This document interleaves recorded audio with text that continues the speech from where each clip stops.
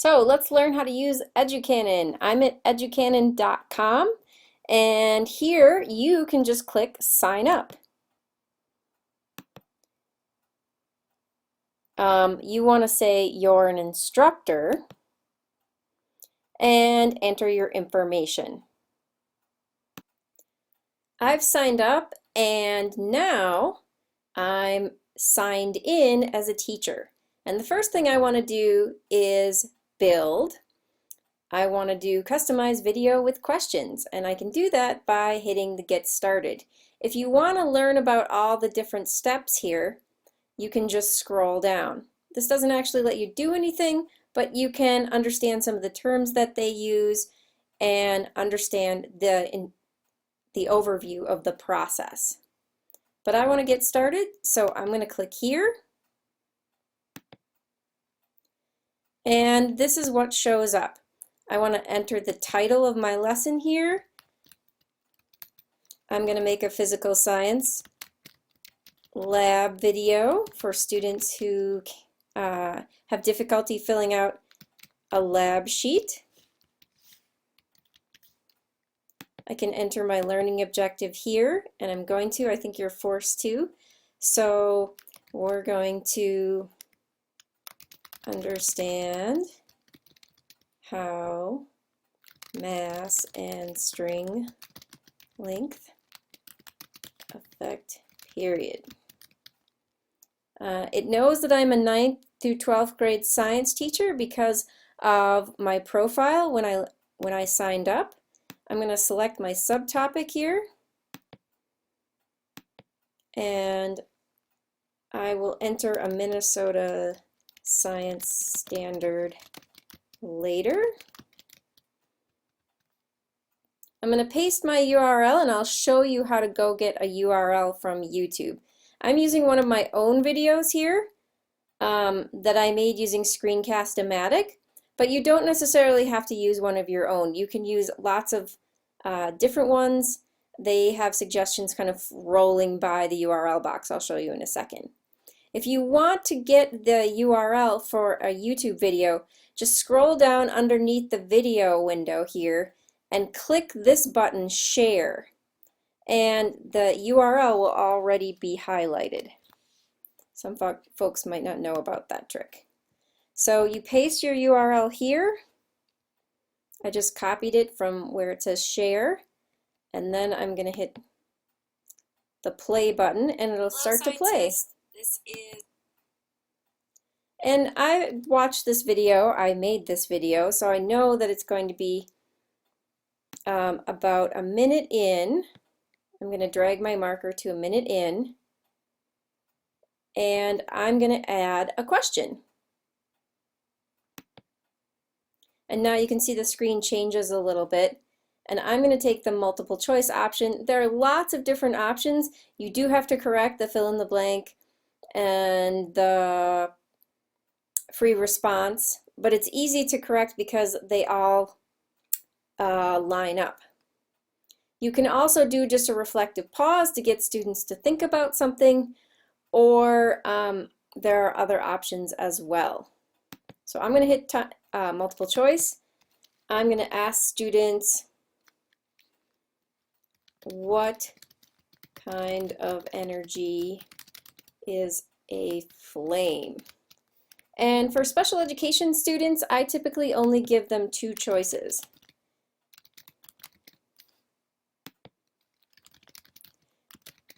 My correct choice is here. Obviously, if you wanted this to be your correct answer, you just have to do that.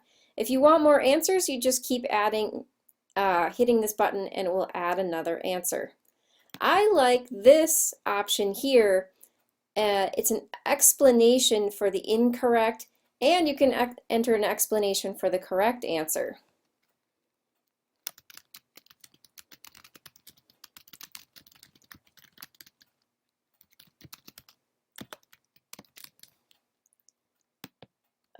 And we can say chemical, let's say molecular bonds are rearranged when material burns. So now I have a reason for both my questions, and I can say save. How to convert electrical energy. My video will keep playing. And when I get to a spot that I want another question, I can just put add question. We'll roll it along here. I like to put a question about every 1.5 to 2 minutes.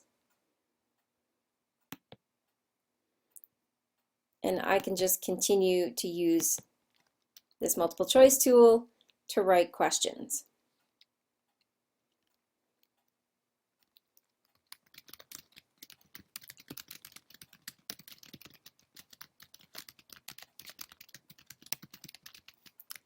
We'll make this one really easy.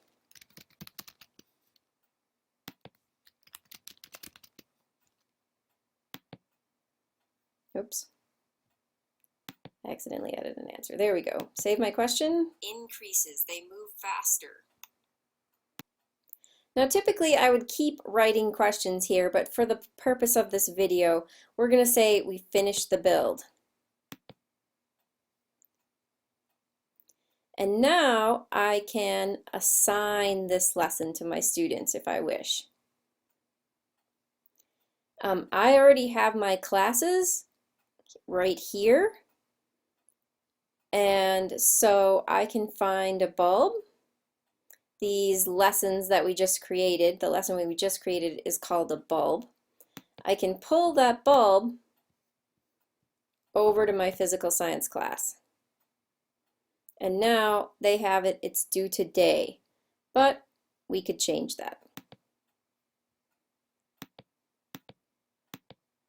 We could say it's due next Thursday.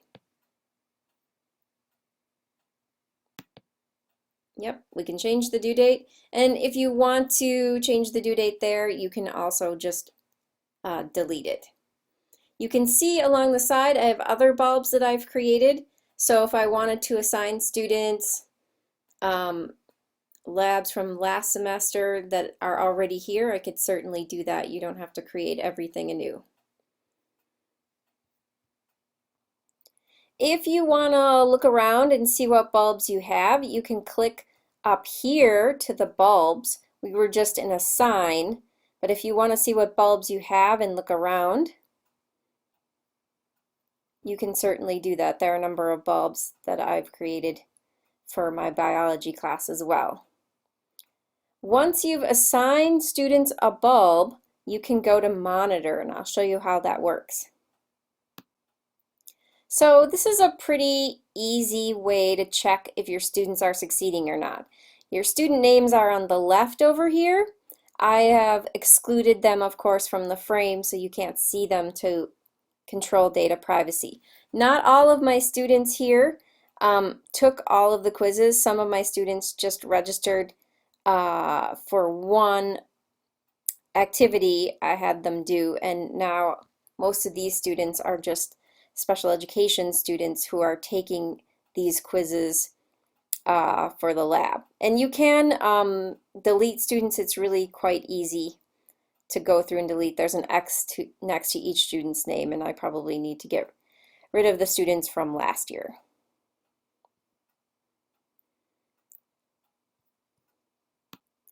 But you can see that a lot of students did really well on this lab, and many of the students had trouble with question 9 because there's lots of reds for question 9. So I probably need to go in and change question 9 so it fits with the video better, or I need to change my own video so that it teaches the concept better. So it gives you feedback either way on your students' performance or your performance. These buttons here, the purple buttons, allow you to download the students' names and their scores on all the different bulbs you assigned them. So for instance, these are all the biology students, and if I click these are all the different biology topics that they've been assigned or may have been assigned. If I click here, I get an Excel spreadsheet with all of my students' names and their scores. So this is a handy thing. You can go and just take your Excel spreadsheet and then put things in your gradebook. For special education students, I usually take their percentage and then translate that into a percentage of whatever points the lab was. If you're really excited about Educanon, you can click the blue heart at the top right up here, and you can have the extras for $40 a year. You can get auto grading and advanced crop of videos. You can crop the ads out of YouTube videos. There is a crop feature underneath where you have the video window. You have access to other bulbs, and the customer service here it was pretty good early on, but I've heard lately it's not as good. But you can let us know. I've had a pretty easy time using this. A few of my colleagues have run into some problems, but we've been able to solve them mostly. I would highly recommend it. It's been a great tool for students to be independent and still get lots of information about from videos.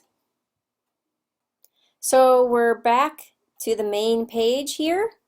I'm going to go back to bulbs and finish making that lesson that I just was working on here. And you can get